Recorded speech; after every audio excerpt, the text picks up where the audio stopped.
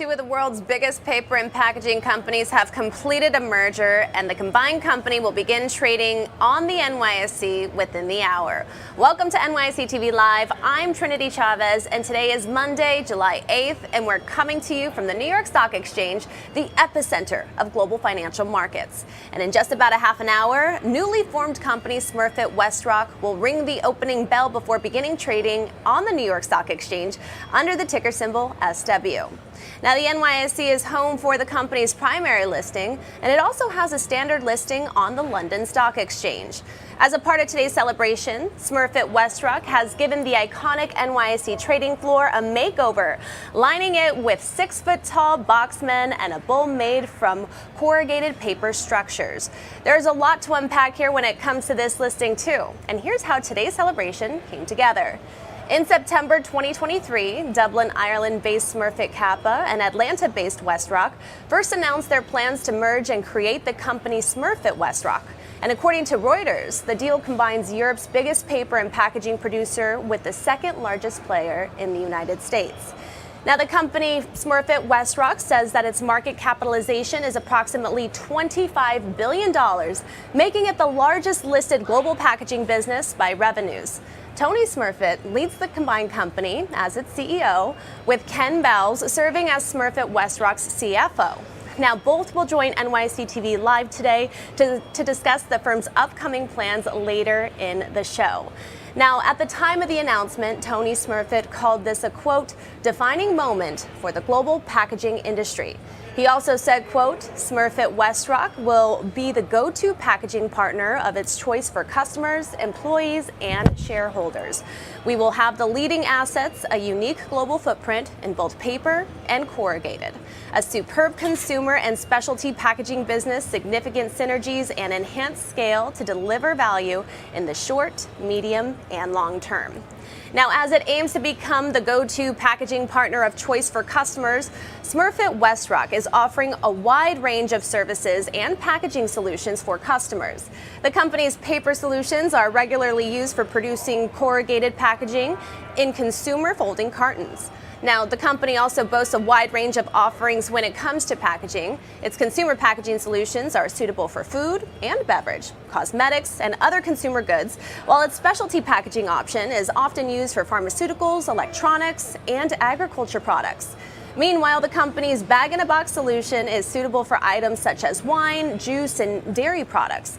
Smurfit Westrock also offers design and innovation services, which helps customers develop custom packaging solutions, as well as packaging machinery and equipment to streamline packaging operations and enhance efficiency.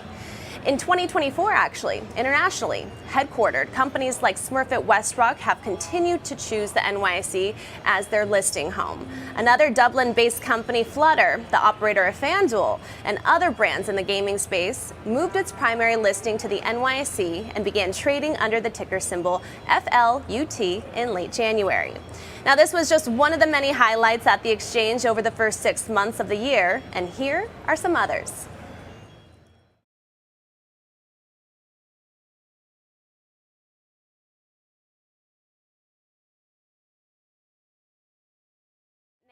But we are going to get to that video in just a little bit. But meantime, as Smurfit Westrock prepares to vie for the supremacy in the paper and packaging industry, it does so with a significant footprint. The company boasts more than 100,000 employees with operations in 42 countries, including over 500 converting operations and 63 mills. According to the company, the combination of Smurfit Kappa and Westrock paves the way for serving customers with a wider variety of products. And as a result of the combination, Smurfit Westrock also has a network of more than 1,600 designers and 30 experience centers where sales teams, designers, and customers come together to create innovative and sustainable solutions. But the company's strategy is much more involved than simply stacking the combined resources of two companies. The company's S-4 filing with the SEC, Smurfit Westrock, disclosed more details about its game plan. One of its big goals is to have a greater presence in North America market. The company believes that the North American market is a strategically important and very attractive market, where Smurfit Kappa's existing presence is smaller relative to its European and Latin American operations. Now, Smurfit Westrock also says that it will ramp up its offerings when it comes to renewable, recyclable, and biodegradable materials to create sustainable packaging solutions. And at a time where more major companies are instituting sustainability initiatives, Smurfit Westrock says that it's well positioned to meet this demand with its wide range of products and differentiated machinery and automation equipment. One other aspect of Smurfit Westrock's vision, which comes as a little bit of a surprise, is the opportunity it sees for stakeholders. According to the S-4 filing, the company sees 3 different ways in how the synergy between its combined Smurfit Kappa and Westrock components will benefit shareholders. First is the integration, which involves operating synergies from paper and converting integration. Smurfit Westrock says that it will make up approximately 60% of the targeted synergies. Next is the procurement, which includes the company's operations synergies from logistics systems and purchasing recovered fiber. The third method is via sales, general and administrative duties, which involve removing duplicate corporate costs and scaling efficiencies in administrative functions. And in just a moment, we're going to take you to the boardroom where Smurfit Westrock CEO Tony Smurfit will deliver remarks before NYSE Vice Chairman John Tuttle gifts him with an NYSE medallion, listing certificate, and first trade gavel. Now, we're just about 60 seconds out from that, but Smurfit and the executive team will then head down to the iconic trading floor here at the NYSE, where they will sign the Distinguished Guest Book. And the reason this is so significant is because the New York Stock Exchange prides themselves on this book because it represents a ceremonial act that symbolizes the importance of the exchange and those associated with it. It also indicates the individual organization's significance in the financial community and their contributions to finance and business. Now, Smurfit Westrock will be the latest Dublin-based company to sign this book and ring the opening bell.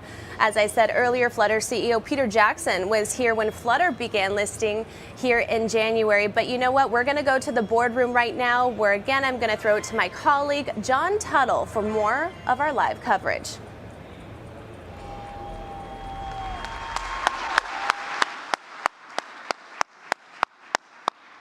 Well, good morning, everybody. For those of you I haven't met, I'm John Tuttle. I'm Vice Chairman of the New York Stock Exchange. And on behalf of our entire team, congratulations on day one as Smurfit Westrock.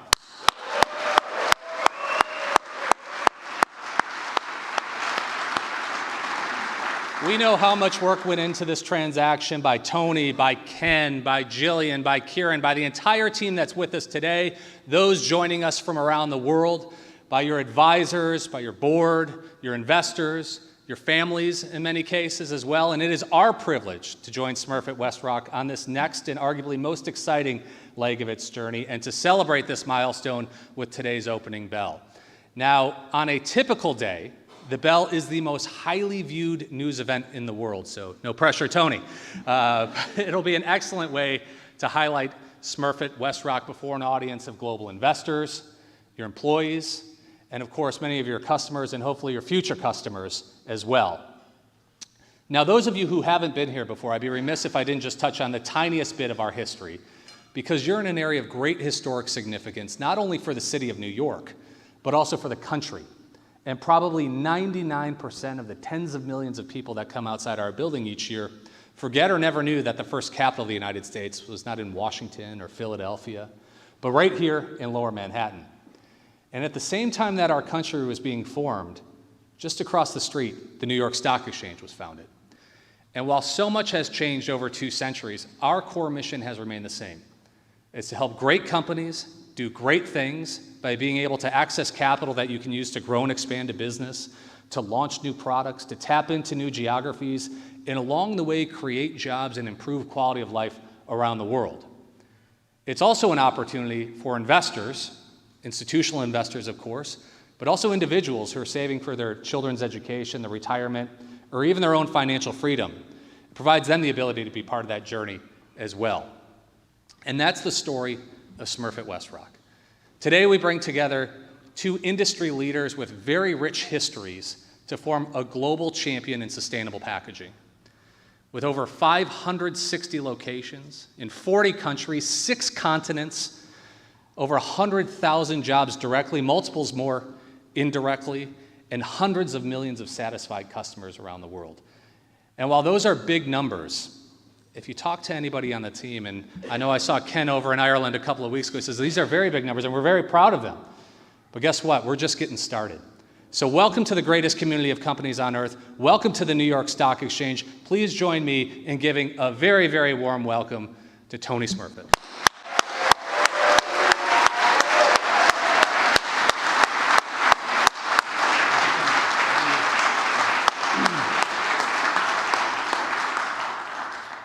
Wow, it's not often that I feel completely speechless about this day. It is, I mean, John, you've just done my whole speech for me, so thank you very much. I would say, first of all, it is an enormous privilege and with amazing pride that I stand before you, my colleagues. The first bit of pride I have, of course, is for my family, my direct family, but also the memory of my grandfather, and my father, who's somewhere in Europe watching this right now, and of course my greater family that is here also. It's incredible for them to see this moment. But more than that, I think for my colleagues in this room and around the world, it is an incredible moment to see the fusion of two really great companies with an immense history together, coming together today, on this day, to form Smurfit Westrock. The effort that's gone into it by so many people, led of course by Ken and Gillian on the secretarial and finance side of things, but also on the operational side, led by Severio, Laurent and Jairo, and all the other people that are in the room, and I can't name everybody. It's an immense amount of work that's gone on. But what I'm really, really excited about is not what's happened in the past, but what's going to happen in the future. When I see the opportunity and the potential for the Smurfit Westrock organization to grow, to develop, to do the great things in the communities in which they operate, it fills me with immense, immense excitement. And I think that we should all look forward to the future with great opportunity. The last two people that I would like to thank, of course, are our advisors who helped us get here, specifically on our side, Citigroup, who did a great job in helping us. But also I would like to say, most importantly of all, to our board who've supported us, through Ariel, who's here with us to support us as well, today representing the board, and the new board, which is represented by Tim, who's going to be here and working alongside us. So I think we've got an immense, exciting future. There's a heck of a lot of work to do, so please don't think that it's going to be easy. It's not, but we'll get it done like we've done in the past. We are Smurfit Kappa, and we now are Smurfit Westrock. And Smurfit Westrock is going to conquer the world of sustainable paper-based packaging. Thank you all.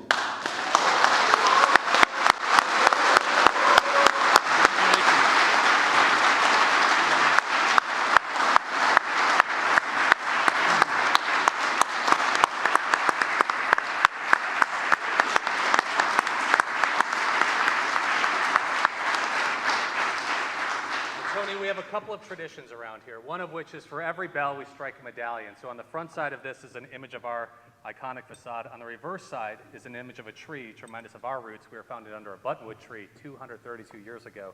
But it's our small way of saying thank you so much for the partnership we'll have for decades to come. Thank you. So thank you very much. Thank you very much.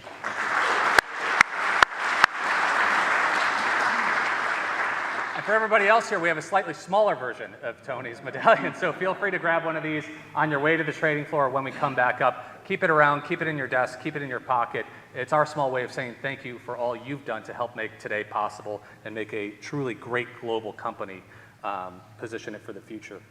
Now, in a moment, we're going to head down and we're going to ring the opening bell. But that's not when you begin trading. So we're going to take a moment or two once we get off the podium to make our way down to the trading floor for Smurfit Westrock's first trade. And when we do, we ask you hit our first trade bell with this gavel here, and we'll bring this down to the floor for you as well. Now, last but not least, Tony, this is probably the most special item we give out. This is Smurfit Westrock's original listing certificate. So this symbolizes that you stand amongst the great global, well-governed companies here on the New York Stock Exchange. So on behalf of our entire team, welcome to the NYSE. Thank you. Thank you. Thank you very much. Congratulations. Thank you. Thank you.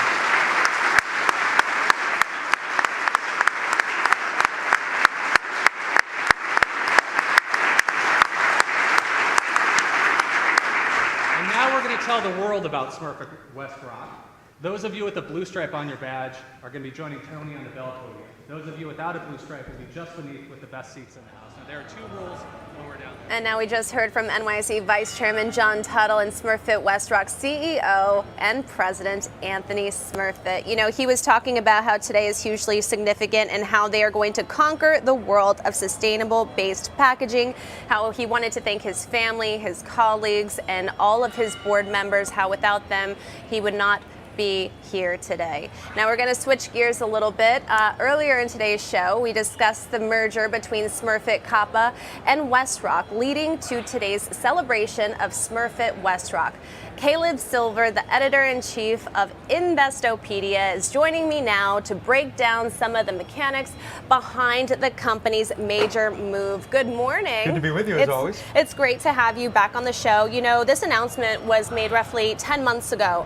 Talk to me about, well, actually take our viewers through exactly what typically happens between the time that it was announced and getting here today. Yeah, this is kind of cool. This is what we call a reverse takeover, or in Ireland they call it a scheme arrangement. Not your typical merger, because Smurfit Kappa did form a limited liability company to buy Westrock, which is based in Atlanta. Smurfit Kappa, of course, an Ireland-based company, and then moved the listing here to the New York Stock Exchange, broader exposure to shareholders, right? So you're right, 10 months in the making. They proposed this in September of 2023. Shareholders voted on June 13th to approve this unanimously, 99%, and then July 5th it closes, begins trading here today, also started trading ordinary shares in London. Talk to me about the benefits of moving their listing from Europe to the NYSE. What advantages does the company have now? Yeah, well, you got a broader investor base. This is the New York Stock Exchange. This is prime time right here. So you want to be where the big investors are, also where the big market makers are. You want to be able to have market makers here making market for your shares to get investors more interested in it. It widens the exposure, and the company's been very candid about this. They'd like to be listed in some of the big indexes, and when you get listed in the big indexes here in the United States, a lot of investors have to own your share. So this is a big deal for both companies. And you know, I want to look at something right here. So Westrock shares ceased trading on the NYSE last Friday ahead of the Smurfit Westrock beginning to trade as a combined company. So talk to me about what determines where shares of the company stop trading and what are the effects of that? Yeah, because this is what we call a reverse takeover, or a scheme arrangement according to the 2014 Ireland laws. They actually set the price when they agree on the merger. When the shareholders agree on that merger, and this is 50.4% go to the Smurfit shareholders here, 49% to the Westrock shareholders. They agree on the price exchange.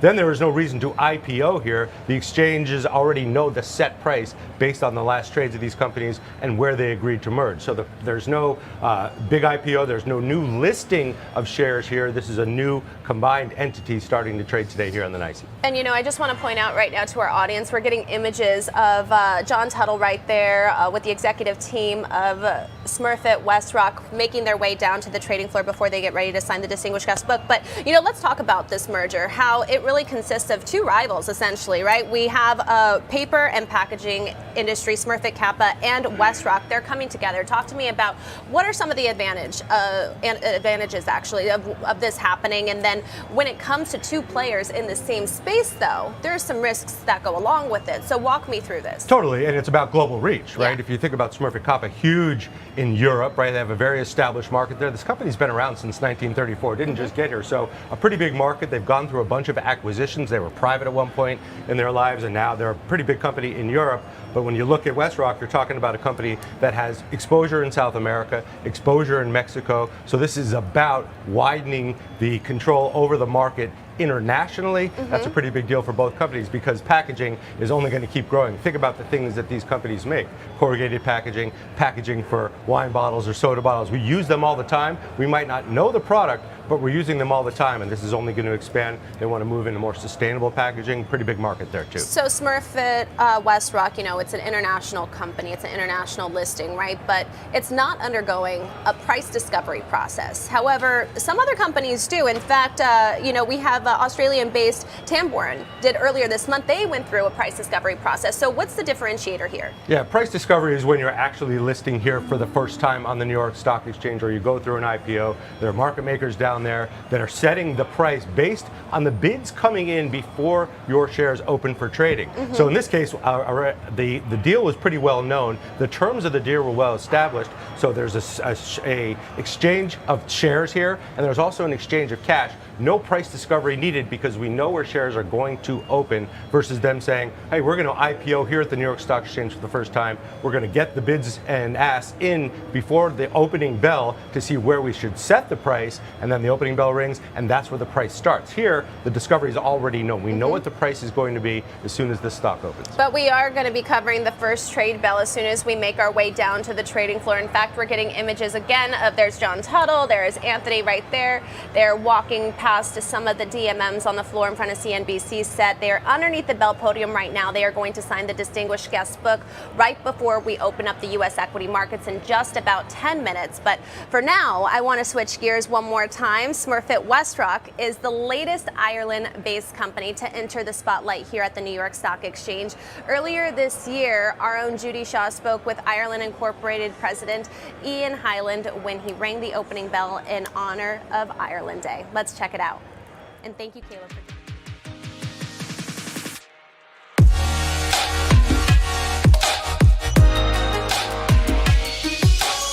Joining me today on NYSE Floor Talk is Ian Hyland. He is the president at Ireland Inc. Ian, it's fantastic to see you again. Judy, thanks for having me. Welcome. So now it is the 12th Ireland Day here at the New York Stock Exchange. We've been doing this for a while. You have, and what I'm really proud of is that looking around us here, we're the only country in the world to get an economic day at the NYSE, and it's an incredible bond between our two countries, and I think economics are at the center of that. So tell me, why is the relationship between Ireland and the US so special? Well, I think the two-way pathway is vital on a number of levels. Cooperation, cohesion, certainty. And cooperation, partnership, we equal each other in the kind of number of jobs that US companies have in Ireland and Irish companies have across the United States. Cohesion speaks for itself, and certainty in choppy waters geopolitically. Ireland is a trusted partner for the United States, and the United States has been a trusted partner for Ireland for 100 years this year. We celebrate our diplomatic relations, and I think that says a lot. That's the milestone. Definitely a long-standing relationship. Now, there are a number of business and political leaders from Ireland and the US that are here with you today, and you had several of them up on the bell podium when you rang the bell this morning. Tell me, what are some of the benefits of getting decision makers and thought leaders from the two countries together in the same room? The really important piece about Ireland Day at the New York Stock Exchange is that Ireland Day is an all-island platform. So today we have the President's Special Envoy to Northern Ireland, Joe Kennedy. We have the US Ambassador to Ireland, Claire Cronin, and we have the Irish Minister in New York this week at the UN, and for St. Patrick's Week, Helen McEntee. Vitally important statement for all governments, a vitally important statement for businesses across the island of Ireland, and indeed US corporations who are already invested in Ireland or considering investing in Ireland. And that's what this platform brings together in dialogue and the big statement of opening the market. Now, you're president of Ireland Inc. Tell me about your role, the work that you do. So we established ourselves 14 years ago, and what we do is we've been amplifying and engaging Irish businesses across the US. We work very closely with those Irish businesses, help them with their where to play strategies, help them navigate some obstacles to growth, and really importantly then work with the offices in DC, with Select USA, to help them bring jobs from Irish companies right across all 50 states in the United States. Okay, and finally, Ian, tell me, what do you think the future holds for the relationship between Ireland and the US? Well, we just heard upstairs in our meeting the positivity of big American corporations in Ireland. But here, we recently had Flutter listing, for example, a couple of weeks ago on the NYSE. The future is incredibly bright for Irish businesses. The future is incredibly bright for Brand Ireland, and I think the future is incredibly bright because of the unique relationships that Ireland and the United States share, both diplomatically and economically. All right. Well, Ian, always wonderful to see you. Thanks for joining me on Floor Talk today. Judy, thanks for having me. Appreciate it. energy, okay? Don't get camera shy. All right, we are on the trading floor right now. I want to point out it is an active trading floor, but take a look at our amazing audience. We have, look at this. So we have hundreds, of friends, colleagues, supporters of the company that's here today to witness them ringing the opening bell. And look at the setup that we have here on the trading floor. I'm just hanging out with my buddy right now as we get ready to interview one of our colleagues, Stefan Jankel, he's the head of international listings here at the New York Stock Exchange. Let's go over to him right now. Good morning. What a great day. Everybody. Yeah, absolutely. Smurfit Westrock here, day one. Day one, and they're an international listing, right? So talk to me about the significance in that, having this combined of two companies listing here at the NYSE, opening up the U.S. equity market. Absolutely. So there's obviously a variety of reasons when and why companies come and list here in the U.S. And one of them is actually an M&A agenda, when the business combinations are happening. And if you look at the recent past here in the international context, you had Cadeler combining with Eneti in the wind turbine sector space, in the offshore wind farm space. You had Rentokil buying Terminix, or combining with Terminix in forming Rentokil International in the commercial building hygiene and also generally building hygiene space, pest control space. So M&A, one of the key drivers for U.S. listing. Talk to our viewers more about the NYSE's role when it comes to really helping M&A transactions from where you sit. We work very closely here with our listed companies, and also today also is a clear example where also we work on index inclusion, index advisory here with our listed companies, and that also part of that was also the ongoing continuity in the S&P index inclusion here for the combined company.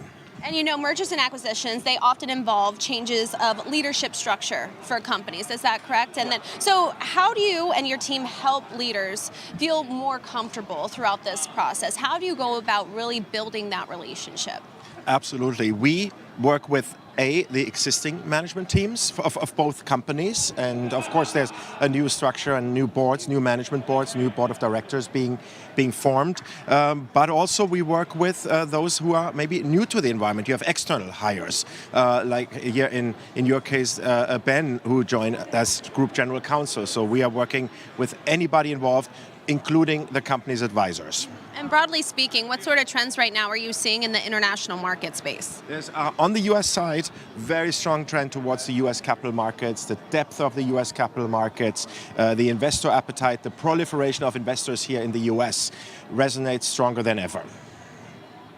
And what else are you looking out for the rest of the year? For the rest of the year, actually, M&A, other than M&A, IPO activity has picked up, so stronger than last year. Last year was stronger than the year before, and we are looking forward to a wide range of international listings. I mean, just if you look at our current client base of 520 listings from 47 countries, a very widespread community. In that, also like 17 Irish listings that we have, and it's a broad-based community, and we see that also reflected in the new business pipeline. And last question, because we have about 90 seconds before the markets open. So talk to me a little bit about what happens after companies list with us. How do you go about sustaining that relationship?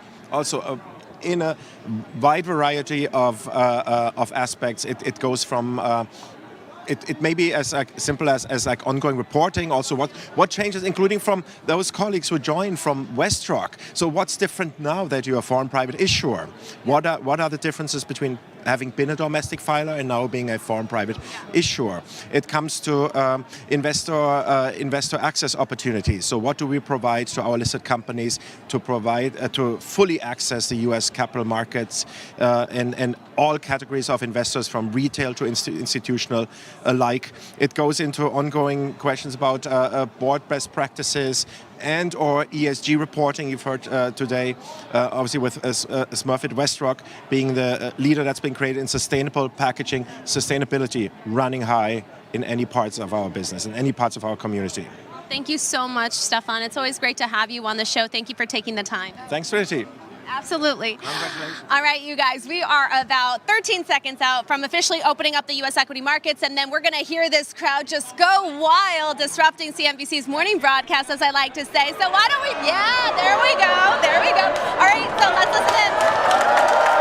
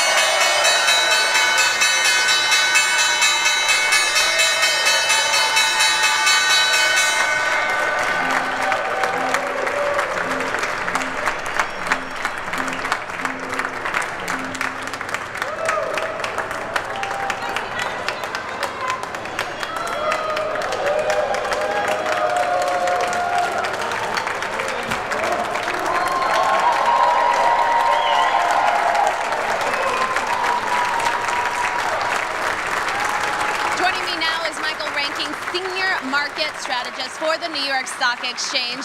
Good morning. I mean, what a great crowd we got. Yeah, I mean, it's great to come back from a long holiday weekend. You know, the markets were open on Friday, right? You have a lot of people returning from vacation. So, you know, it's a lot of energy here down at the exchange. But although, you know, it's coming off a holiday weekend, it's been a very busy week for investors. So let's get into it, okay? So let's take us through the jobs report. What were the key findings in this, especially because the addition of 206,000 jobs in June was higher than analysts estimated, right? So talk to me more about this. Yeah, I mean, so it was kind of a mixed report, right? So we did get a slightly higher number on the non-farm payrolls, up 206,000, but there were actually big revisions to the previous 2 months, negative revisions of 111,000, right? And if you look at the details of some of that report, the job creation was happening in non-economically sensitive areas of the market, like government, you know, healthcare, while you saw kind of leisure and hospitality, which has been a big driver for much of the last year, was only up slightly, and we saw a decline in manufacturing.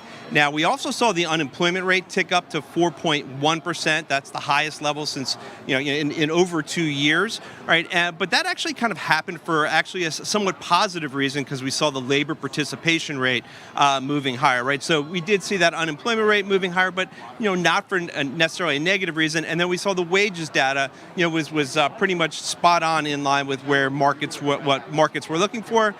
So this does kind of leave the prospect for a potential September rate cut by the Federal Reserve on the table.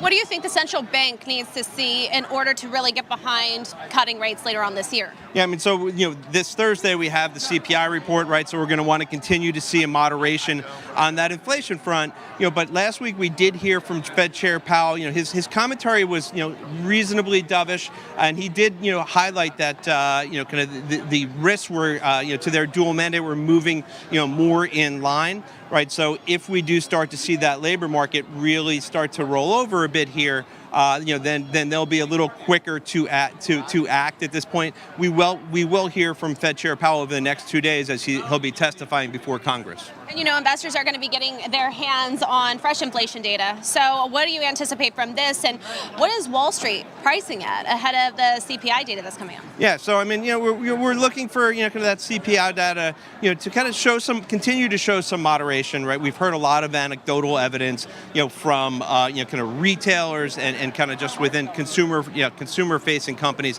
you know, that we are continuing to see a moderation in pricing, you know, on that front. You know, and markets are you know, kind of squarely, you know, prepared for, you know, the Federal Reserve, you know, to potentially begin cutting rates later this year. And as you mentioned, earnings season, you know, quickly approaching. What do you think we can anticipate from this? Yeah, so I mean, earnings, you know, we have come off a very strong year. Analysts are looking for earnings to be up about 9% on a year-over-year basis this quarter. You know, very much like the market, though, the expectations within that are somewhat bifurcated, right? Where we've seen, you know, this very, you know, kind of top-heavy rally within the S&P 500, you know, with the, you know, mega-cap tech stocks outperforming. Expectations on that front are very high yet again. You know, you're looking at, you know, areas like infotech and consumer discretionary where we're looking for, you know, over 30% year-over-year growth in earnings.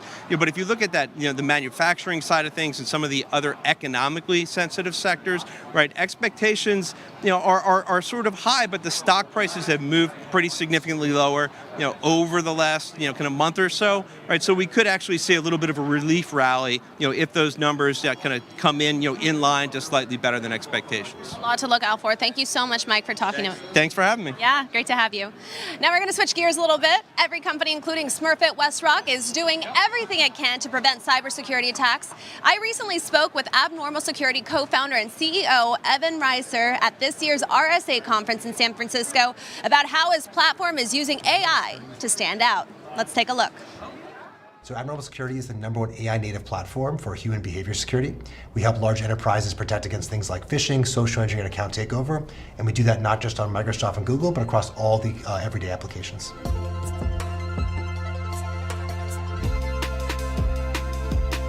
What sets it apart from its competitors? What makes it unique? We're an AI native platform that manifests in a couple different ways. First thing is we're analyzing emails or different types of sign events. We're looking at the same way a human analyst would.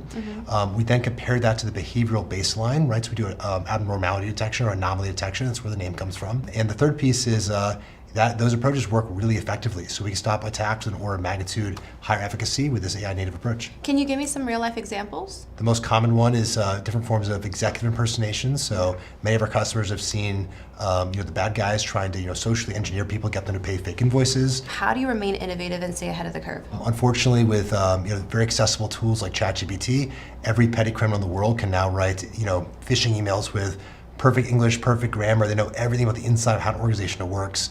So it's increasingly difficult for humans, let alone technology, to distinguish what's authentic content versus simulated or AI generated. And so we have to go see that and do that and see the tools that criminals are using so we can build the countermeasures to defeat them. Tell me about the biggest trends you're seeing right now in the cybersecurity sector. So attacks are getting they're higher volume, but also they're increasingly more sophisticated. Yeah. I think the second trend is we're seeing just a increasing labor shortage, right, in cybersecurity. There's more, growing number of cybersecurity jobs relative to the number of people that are capable of doing them. And the third piece is just there's a growing surface area that customers try to defend against.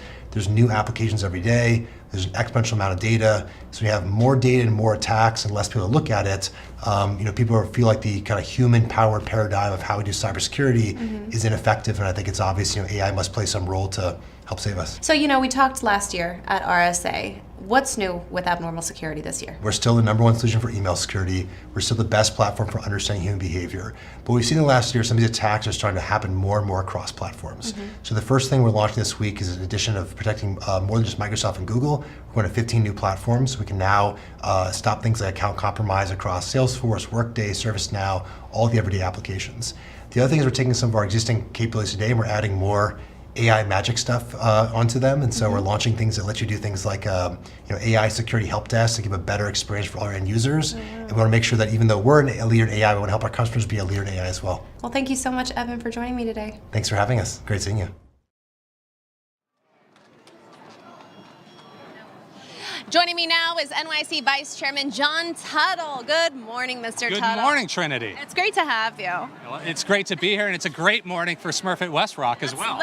Why is it such a great morning? Tell me about the significance in this merger, the company being here listed here at the NYSE, international presence here. Right, well, today is day one of two companies that were leaders in their industries with very rich histories coming together as a global leader in sustainable packaging. They have over 100,000 employees around the world, across 6 continents, 560 locations, 40 countries. It's a global champion, and it's here at the Global Champion of Exchanges, the NYSE. Now, the NYSE, Global Champion of Exchanges, as you said, but talk to me more about the benefits of being listed here at the NYSE versus other exchanges around the world. Sure, I think the U.S. capital markets are certainly the envy of the world and will continue to be. And whether it be the deepest pool of liquidity or buyers and sellers in a marketplace, the broadest set of institutional investors, the global champions as your peers here, there's no better market in the world than the United States and no better exchange than the NYSE. So we're proud to be home to companies from 47 different countries here at the exchange. And actually, if you look at all of our companies overall, about 1/5 of them by count and 1/4 by market cap are from outside the United States. So today, we add one more. We love that. And talk to me about how the NYSE can really help these companies with not only their brand, but their bottom line. Yeah, look, this is much more than logos on the screen behind me. This is a community of companies that represents over 43 million employees, $40 trillion worth of market cap. And what we find great joy in is bringing these companies together to share ideas, build relationships, and ultimately, to your point, deliver results as well for their employees, their communities, and their shareholders. It's all about making a difference. Thank you so much, John, for joining Trinity. Thank you. Talk to you soon. All right, we're going to throw it to a few live looks on the floor, and we'll be right back.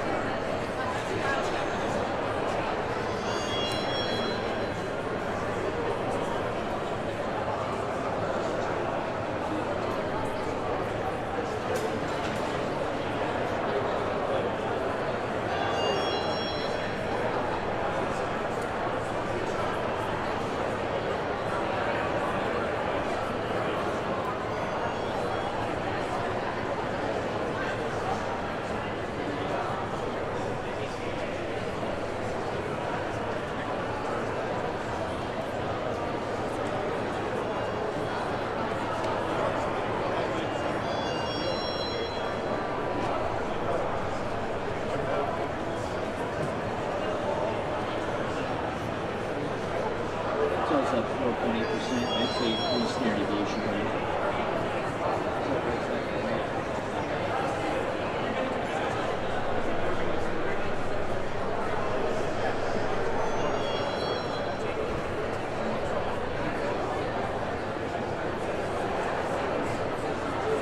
Smurfit Westrock CEO and President Tony Smurfit is joining me now, fresh off the Bell podium. Congratulations. How are you feeling right now? Thank you, Trinity. I feel overwhelmed. It's an amazing day for the whole 100,000 employees in Smurfit Westrock, and I'm just so honored and delighted to be asked to lead this beautiful people. And why did you choose the NYSE for your primary listing? What advantages do you foresee now that you're a part of the NYSE community of over 2,400 listed companies? We have always respected the NYSE. It is the formidable exchange in the world. It's the most liquid exchange in the world. It's where the great companies of the world are, and we want to be, and we are a part of it, and we want to be part of it, and seen to be a part of it. So New York Stock Exchange is really the icing on the cake for us as a company with 100,000 people, as I say, around the world, 40 countries. And being able to be listed here is really a representation of what a great company we are. And how does this combination of Smurfit and Westrock coming together, what new advantages does it pose for your company, and what does it say to your competitors in the paper and packaging industry? Well, I think if you look at the coming together of our company, we bring great design for our customers. We've over 100,000 customers worldwide in 40 different countries. And so bringing together the knowledge of 50,000 employees from Westrock and 50,000 employees approximately from Smurfit Kappa, it has meant that we can give greater things for our customers. And also, being here in the United States really sends a real signal to them that we're here to stay, and we're a strong competitor for all of our competitors in the sector. And with that being said, what would you say is your biggest priority or priorities for the rest of the year? My biggest priority is to continue to grow the company, to bring together the two companies in a strong way, to make the cultures of the both companies come together, and to ensure that everybody feels a part of the Smurfit Westrock story, not the Smurfit Kappa story, not the Westrock story, but the Smurfit Westrock story. Amazing. Well, we have a lot to look out for. Congratulations again. Thank you so much, Trinity. It's great to be here. Great to have you. Thank you. Now we're going to take a few more live looks of the floor, and we'll be right back.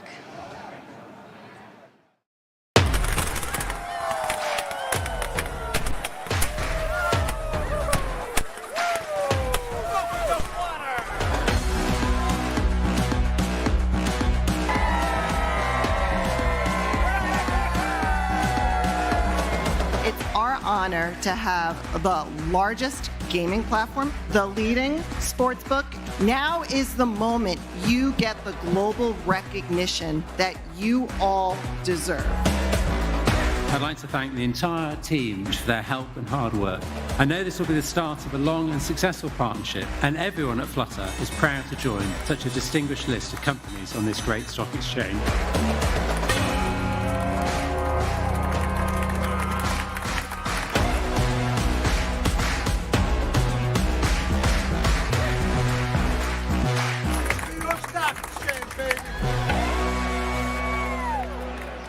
Smurfit Westrock CFO Ken Bowles is joining me now, fresh off the podium too. Congratulations. A super day, super day. How are you feeling? Elated. It's fantastic to get here. It's been a long process for all of us, but you know what? Fantastic to get to July 8th and begin Smurfit Westrock's new journey. And you were one of the driving forces, obviously, behind this combination, especially with more access to the North American markets. Talk to me about what your biggest priorities were and what they are now from a financial standpoint. I suppose in reality, as a European paper company, there's always a multiple difference with the US. And clearly our peers over here, more value creation opportunities, deeper, more liquid capital markets. It made much more sense for us to kind of do something in North America than Europe. And when Westrock came along, you have two companies with a huge, strong cultural fit, innovative, both in the same space. It just came together really nicely at the right time. And you have to go to the Ken, so let's get you over here. That's what happens. I mean, this is live TV for you on the trading floor. Let's make our way over to the first trade bell, because again, the price discovery process is not actually taking place because this is an international listing and sometimes it does vary, but let's tune in to see the first trade bell.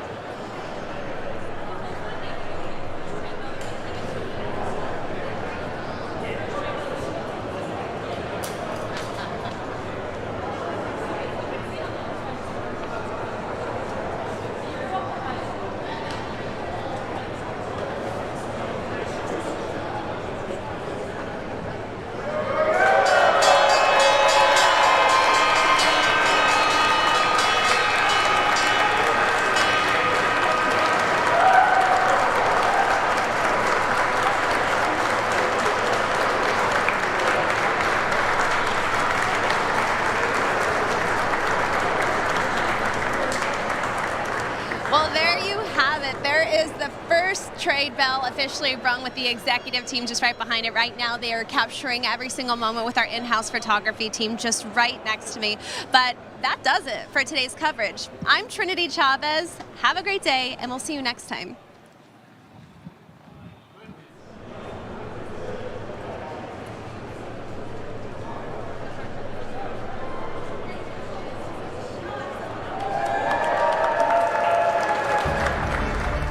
Iconic brands speak for themselves. The strongest brands stand the test of time. We are so excited to welcome you to our community. Today is all about you. We've never lost sight of what we're trying to do and deliver that mission. Going through this experience with my partners and my family has been unbelievable. We imagined something that didn't exist yet, and we believed that we could do it. You're going to look back on this accomplishment as one of the finest you've ever done. I want you to know that the best is yet to come.